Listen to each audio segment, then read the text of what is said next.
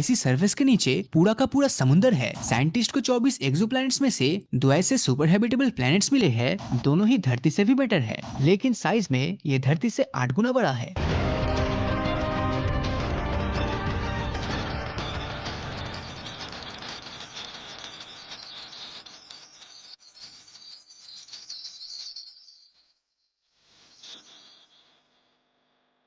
हमारे solar system में ही एक ऐसा प्लेनेट मौजूद है जिस पर रहने की कंडीशन धरती से भी बेटर है, पर इसके बावजूद कोई इसको नोटिस तक नहीं कर रहा। इसका नाम है कैलिस्टो, जो कि जुपिटर का सेकंड लार्जेस्ट मून है। और इस इमेज के अंदर आप जिस व्हाइट चीज को देख रहे हो वो असल में कैलिस्टो पर मौजूद बर्फ ही है। शुरुआत में तो इसे सोलर सिस्टम की एक डेड इनएक्टिव रॉकी बॉडी घोषित किया गया था, पर 1990s में साबित हो गया कि कैलिस्टो की आइसी सरफेस के नीचे पूरा का पूरा समुंदर है, जिसका इस्तेमाल जल्दी रॉकेट प्रोपेलेंट्स बनाने के लिए किया जाने वाला है। एस्ट्रोनॉमर्स ने कैलिस्टो के ऊपर एक एटमॉस्फेयर को भी डिटेक्ट किया है और उनका अंदाजा है कि अगर जुपिटर से आ रही रेडिएशन को रोक दिया जाए तो इंसान जुपिटर की इस चांद पर बहुत ही आसानी से सांस भी ले पाएगा। हमारी करंट अंडरस्टैंडिंग के हिसाब से देखें तो फिलहाल धरती ही यूनिवर्स का इकलौता ऐसा प्लेनेट है जहाँ पर लाइफ एग्जिस्ट करती है, लेकिन पिछले समय साइंटिस्ट ने यूनिवर्स के अंदर कुछ ऐसे हैबिटेबल प्लैनेट्स खोज निकाले जो न सिर्फ सभी मायनों में हमारी धरती से बेटर है, बल्कि इन पर जाने के बाद आपको बिल्कुल किसी सुपर ह्यूमन वाली फीलिंग आएगी।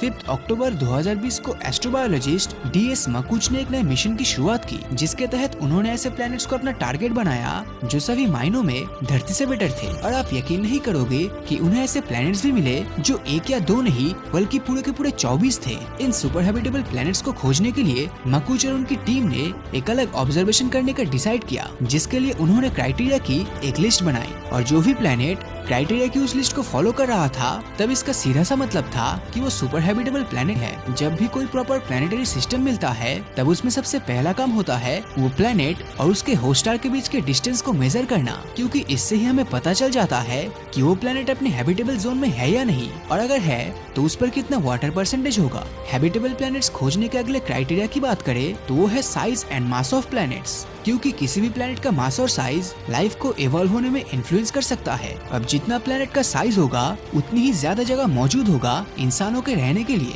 और प्लैनेट्स का मास जितना ज्यादा होगा उतनी ही ज्यादा उस पर ग्रेविटी भी होगी, और इसी ज्यादा ग्रेविटी की वजह से वो प्लैनेट हवा को जमीन के करीब रखेगा, जिससे उसका एटमॉस्फेयर काफी ज्यादा मोटा और स्टेबल रहेगा। साइज और मास वाले क्राइटेरिया के बाद अब बात करते हैं हमारे नेक्स्ट क्राइटेरिया यानी कि टेम्परेचर की, जिसमें इन प्लैनेट्स का टेम्परेचर धरती से 5 डिग्री सेल्सियस ऊपर या नीचे हो सकता है, क्योंकि धरती के मिडिल वाले एरिया यानी ट्रॉपिकल रीजन में पनप रहे माइक्रोब्स इसी तरह के एक्सट्रीम टेम्परेचर में सरवाइव करते हैं। अब इन्हीं सभी फैक्टर्स को ध्यान में रखते हुए साइंटिस्ट को 24 एक्सोप्लैनेट्स में से 2 ऐसे सुपर हैबिटेबल प्लैनेट्स मिले हैं जिनका सरफेस टेम्परेचर और एटमॉस्फेयर दोनों ही धरती से भी बेटर है, जिनमें से एक है ल्यूटेन B प्लैनेट। इस प्लेनेट को 2017 में पहली बार ऑब्जर्व किया गया था। तब पता चला कि इस पर न सिर्फ पानी है बल्कि किसी भी लाइफ फॉर्म के जिंदा रहने के लिए सभी जरूरी चीजें जैसे कि हाइड्रोकार्बन्स और अमाइनो एसिड्स भी भारी मात्रा में मौजूद है। ये प्लेनेट इंसानों के रहने के लिए इतना अच्छा है कि रिसर्च के मुताबिक इसके परफेक्शन के पीछे किसी एलियन का हाथ बताया जाता है। और इसी पॉसिबिलिटीज को देखते हुए अक्टूबर 2017 और 18 में मेटी नाम की ऑर्गेनाइजेशन ने इस प्लेनेट पर कई मैसेजेस भेजे हैं, जिनमें से एक मैसेज में अलग अलग म्यूजिकल इंस्ट्रूमेंट की आवाज और दूसरे मैसेज के अंदर यूनिवर्स में हमारी लोकेशन का साइंटिफिक ट्यूटोरियल है, जिससे कि अगर ल्यूटेन B पर इंटेलिजेंट लाइफ मौजूद हुई तब हमें उसके बारे में एक न एक दिन जरूर पता चलेगा। अब अगला सुपर हैबिटेबल एरिया है ट्रैपिस्ट स्टार सिस्टम। कहा जाता है धरती के रेगिस्तान में जितने मिट्टी के कण है उतने ही स्टार्स पूरे ब्रह्मांड में मौजूद है। अब अगर सितारे ही इतने हैं तो सोचिए प्लैनेट्स कितने होंगे, और इतने अरबों खरबों प्लैनेट्स में सिर्फ हमारी धरती पर ही लाइफ एग्जिस्ट करती है, ऐसा होना तो लगभग नामुमकिन सा लगता है। हमारी धरती से करीब 39 लाइट ईयर दूर एक ऐसा स्टार सिस्टम मौजूद है जहां एक या दो नहीं बल्कि पूरे 7 धरती जैसे प्लैनेट्स अपने स्टार का चक्कर लगा रहा है, और इनमें से 3 प्लैनेट्स अपने हैबिटेबल जोन में ऑर्बिट कर रहा है। ट्रैपिस्ट 1 नाम की स्टार सिस्टम की डिस्कवरी पहली बार साल 2017 में की गई थी। इसके प्लैनेट्स धरती से भी ज्यादा पुराने हैं, मतलब कि इन प्लैनेट्स पर जो लाइफ होगी वो धरती के पूरी तरह फॉर्म होने से पहले लगभग 3 बिलियन साल तक ऑलरेडी डेवलप कर गई होगी। अब ये सभी प्लैनेट्स बृहस्पति ग्रह के साइज जितने एक टाइनी रेड स्टार का चक्कर लगा रहा है, और ये स्टार हमारे सूरज के कंपैरिजन में काफी ठंडा है। ये प्लेनेट अपनी ऑर्बिट पर टाइडली लॉक्ड भी है, मतलब कि इनकी एक साइड स्टार को फेस करते हुए हमेशा हमेशा गर्म रहता है और दूसरी साइड बिल्कुल उसका उल्टा यानी कि ठंडा रहता है और ये खुद अपने एक्सिस पर चक्कर नहीं लगाती। अगर ये सभी कंडीशंस परफेक्ट रही तब ठंड और गर्मी वाले रीजन के बीच में एक ऐसी पतली सी स्ट्रिप एरिया होगी जहाँ जीवन आराम से पनप सके। वैसे ट्रैपिस्ट सोलर सिस्टम में प्लैनेट्स एक दूसरे के इतने ज्यादा करीब है कि अगर आप इनमें से किसी एक पर खड़े होकर आसमान में देखेंगे तब आपको स्टार सिस्टम के बाकी प्लैनेट्स अपने चारों तरफ घूमते हुए दिखेंगे।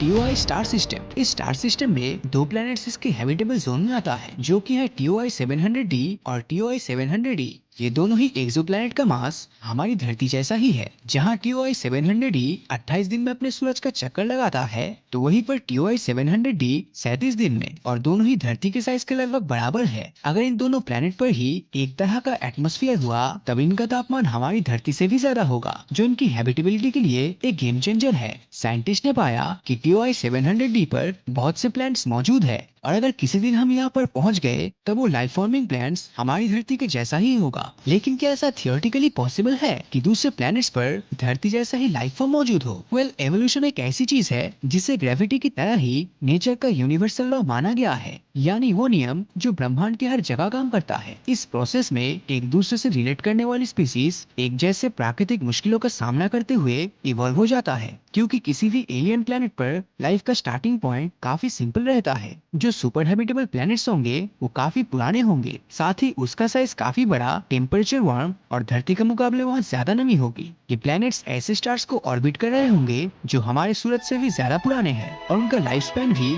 सूरज से लंबा होगा। ऐसा माना जाता है कि हमारा सूरज करीब 10 बिलियन सालों तक एग्जिस्ट करेगा और जब बात धरती पर मौजूद लाइफ की आती है तब धरती